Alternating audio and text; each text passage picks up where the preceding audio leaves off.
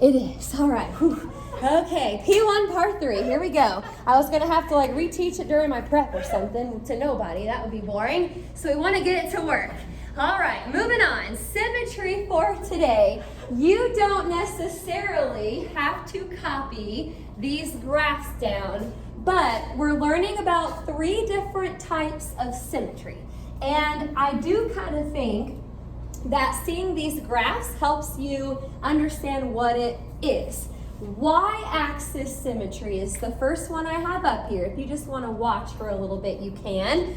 Y-axis symmetry means if you took this graph and you flipped it over the y-axis, it would look the same. You know what symmetry means. So that's y-axis symmetry. X-axis would kind of, be just what that is, but on its side. On the x-axis, if you flipped that across the x-axis, it would look the same. That's just an example of a graph that has x-axis symmetry. Now, X, Y, the only other one that we might have today is actually called origin symmetry. Now, with the other 2, I was kind of saying, just flip it across the axis. You don't really flip necessarily with origin symmetry. It's almost like you take the graph and sort of rotate it around the origin. That, if you did that, it would end up looking the same if you sort of spin it around the origin. Now, our job today is going to be to tell, even without looking at the graph, to tell if something has x-axis or y-axis or origin symmetry. We're going to have to do it just by having the equation in front of us. All right, so what I need to do is, this is probably where you'll want to start writing if you haven't yet. I want to give you what we call our tests for symmetry. Tests for symmetry. Okay, I'm going to actually start with X. I showed you Y first earlier, but I'm giving you the rule for X-axis symmetry. And it says, if you replace Y with negative Y and get an equivalent equation. So this is just kind of telling you what would happen with the equation that they give you if you replace Y with negative Y and you get an equivalent equation, which basically just means you get back exactly what you started with. You can say that it has x-axis symmetry. Now, y-axis. This is just kind of another scenario, a way to test. For y-axis symmetry, if you replace x with negative x and get an equivalent equation. If that happens, you can say that it has y-axis symmetry. Okie doke. Hey, it's kind of like the intercepts. For the x-intercept, you replaced y with 0. I know we don't have 0 up here, but then with the y-intercept, you replaced x with 0. It's always the opposite variable, and that's kind of what we have up here too. Well, haven't told you about origin symmetry yet. For origin symmetry, you just have to do both. It's our last one, and it says, if you replace x with negative x and y with negative y and get an equivalent equation. If that happens, then you can say that your equation has origin symmetry. So we're going to use these tests first to figure out what kind of symmetry it has. And then if you have a graphing calculator, you can always kind of look at the graph and check it to see if it looks about right, according to what you came up with. You can check it on a calculator, but we'll use these tests to figure it out by hand. Alrighty, just one set of directions today. So, looks like you guys are ready to go. I'll put them up here for you. It says, test for symmetry. Test for symmetry with respect to each axis. Test for symmetry with respect to each axis and to the origin. All right, I also put show work so we can see how you did it, but you can check with your calculator.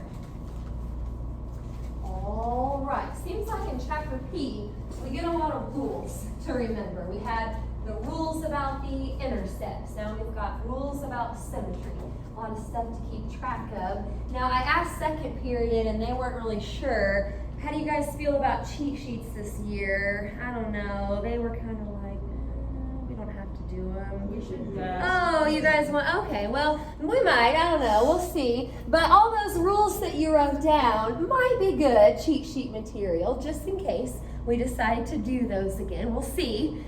Okie doke. So first example, y equals 4x squared minus 3.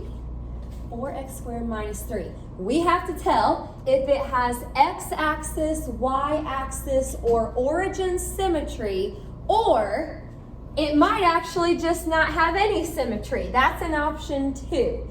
So what I usually do for these problems, just to kind of stay organized so I remember what I've done, I just kind of start with x. I'm going to test it for x-axis symmetry. If that doesn't work, I'll move on to y. If that doesn't work, I'll move on to origin. I do want to tell you that each problem is only going to have one type of symmetry, or it could have none. But basically what I mean is if we get x to work, we don't really have to test for y and the origin. It's just one or none. Okay, now the rule said for x-axis symmetry, replace y with negative y. So that's what I did. And we have to see if we get an equivalent equation. Now you may not get an equivalent equation right off the bat. What you're looking for is you want this to turn back into what you started with. Sometimes you have to manipulate it a little bit to get it to turn back into what you started with. Now for what we have right here, I've got a negative y instead of a positive y. You don't really have to write this down if you don't want, but if you wanted to fix that negative, you would actually have to go through and divide everything by -1.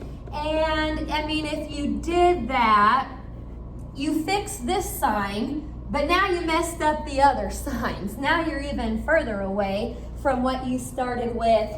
There's no way we can turn that into that. So we'll just have to say it does not have x-axis symmetry. All right, we're not going to give up though. We're moving on to y-axis symmetry. So wherever you see x, replace it with negative x. All right, here goes nothing. Instead of x squared, now I've got negative x squared. Okay, let's remember our order of operations a little bit. Exponents come before multiplication. And something that you have to get kind of good at in this lesson is remembering what happens to negatives. If you have a negative to an even power, like 2, 4, 6, 8, a negative to an even power actually just turns it back to a positive. Now, if you had a negative to an odd power, it would keep it negative. But this is really just x squared. And so looky there, that's exactly what we had to start with. That is an equivalent equation. So I'm just gonna circle y-axis and say that's it. Okay, again, you're only gonna get one to work, or you could get none, but you don't really have to go on to test for origin symmetry. All right, I'm gonna try some more here. Stop me along the way if you've got a question.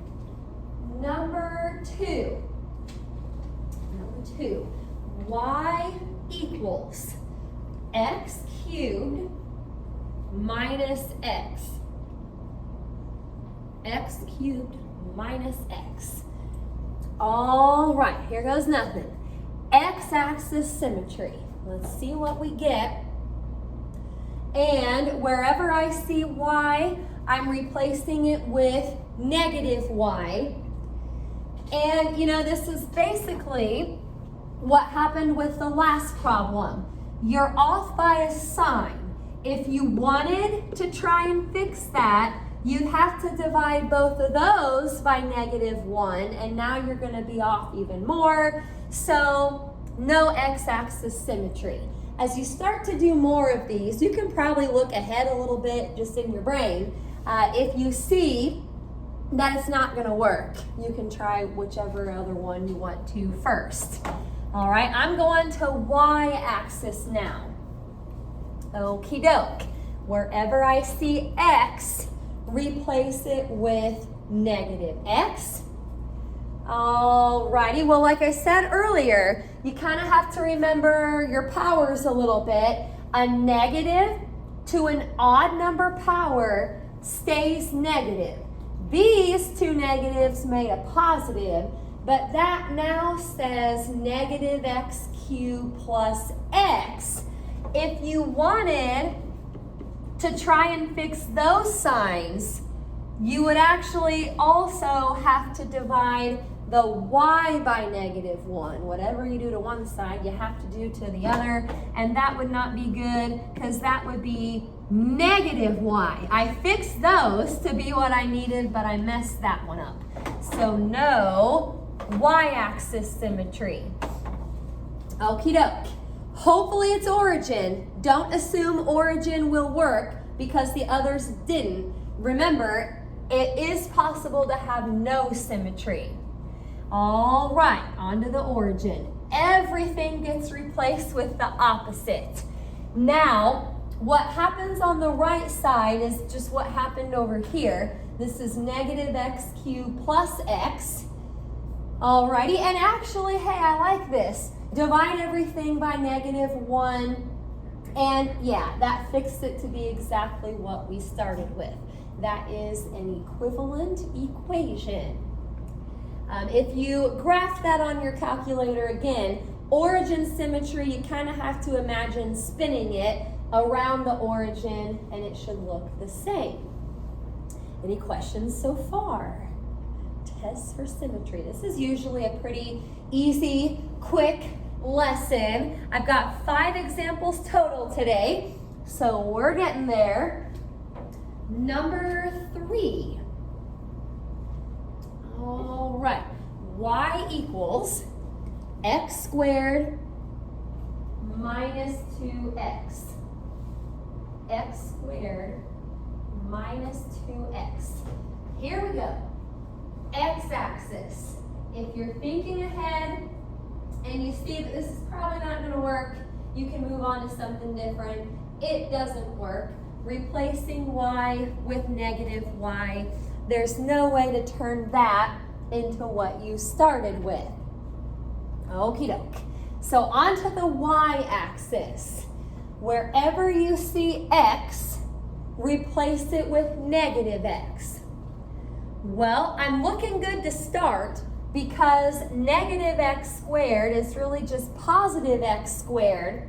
However, negative 2 times negative x is positive 2x. When you think about signs, basically all of the signs would have to be the opposite if dividing by negative 1 is going to work. If you divided by negative 1 here, you would mess those up. Fix that one. That's not going to be good. All right, on to origin symmetry. Replace x with negative x, y with negative y. This, again, the right side is really just what happened over here. I got a little excited, but then I noticed the x squared. If you divided by negative 1, well, you would fix those, but mess that one up. So this is just one of those times where there is no symmetry. You can just put none if you want to. All right. Not too bad. Got just a couple more here. Should have plenty of homework time today.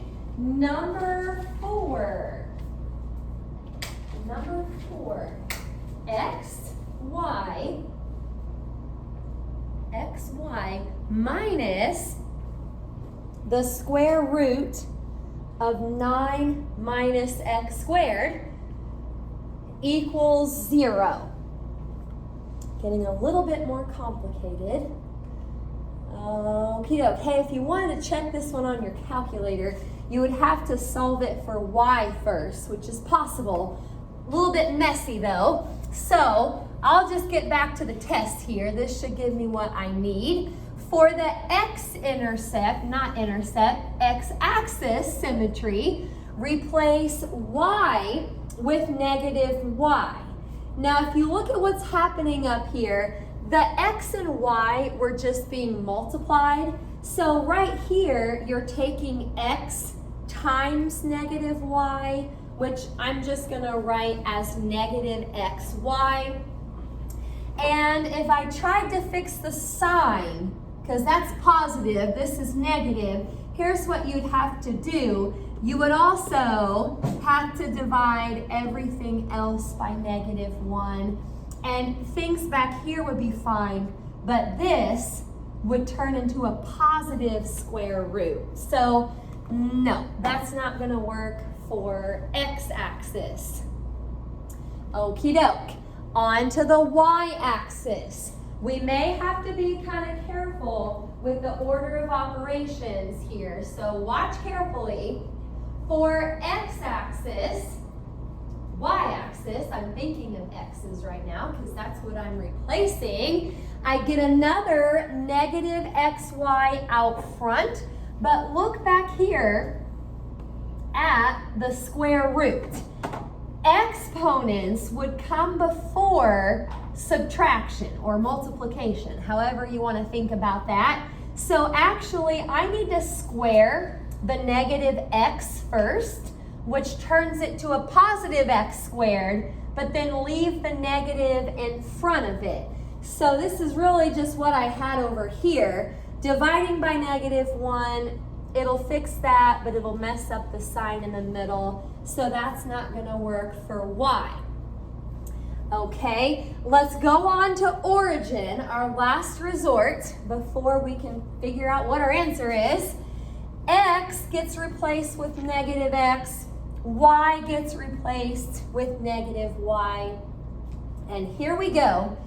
Negative x times negative y, that is positive xy. And again, be real careful with how you do the part under the square root. If you square negative x, it turns into a positive x squared, but you kind of just have to carry down the sign in front of it, and looky there, that is what we started with. So that would have origin symmetry. All right, again, to check it would be a little bit messy, but you probably could solve that for y and then type it in. Questions about number 4. We're down to the last one here. All right, I may show you a little trick here on number 5. This will be fun. We've got y equals the absolute value of x to the fifth plus x to the third. X to the fifth plus x cubed. It's all an absolute value. Okay. X-axis symmetry. Here we go. Replace y with negative y. If I tried to divide by -1, let me show you what you would have. It would fix the y, but this negative, you'd have to kind of stick it in front of the absolute value. And if you remember anything about absolute value, this is going to become helpful here in just a minute. Absolute value makes everything positive, but the problem here is that the negative is on the outside. So that's not going to work. We won't have x-axis symmetry. Okie doke. Y-axis. Replace, the x's with negative x and see what you get. Now both of these powers are odd, so a negative x to the fifth is still negative x. Negative x to the third is still negative x. I didn't put plus negative x to the third, I just changed it to minus. And here's my little trick for you. Both of these terms inside the absolute value bars, both of them are negative. I'm going to show you a step here that you may not have to write if you run into it in your homework, but I want to show it to you now so you can maybe see it better. If you sort of just factored out a negative sign from both of those terms, it would look a little like that.